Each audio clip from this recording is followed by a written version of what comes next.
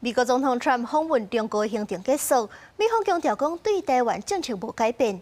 不過，前國安會秘書長蘇起是認為講，台灣目前的局勢真不利。川普也表態講，無希望看到有人走向獨立。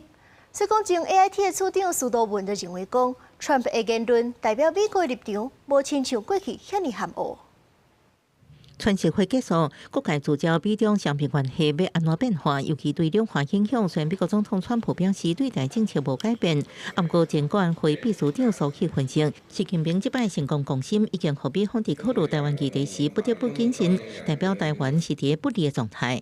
川普他要的東西呢，都是要能夠盡快兌現，然後很快可以跟美國老百姓推銷，甚至影響11月的期中選舉，所以都是很短線的。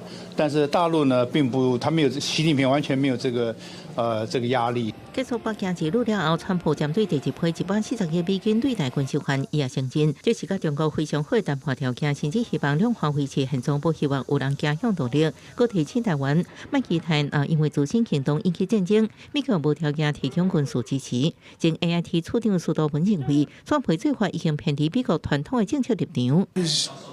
His habit of trying to get something when he gives something. We know that Xi Jinping used the opportunity to present the most dire consequences if, for the United States as well as for Taiwan, if he didn't get what he wants. 所謂台獨這兩個字的意涵，其實是在指台灣不屬於中華人民共和國的一部分，是在指中華民國和中華人民共和國互不隸屬。好親前有咧回應川普新兼民進黨主席的總統賴清德透過創黨40周年系列活動，解說台獨意涵。不過，川習會結束，強軍在第一站休2天了後，各恢復對台武力地帶10招。國防部公布，為16早起6點97，查到強機5隻、強艦7隻、公布船1隻，其中4隻過超過海峽中線。記者綜合報道。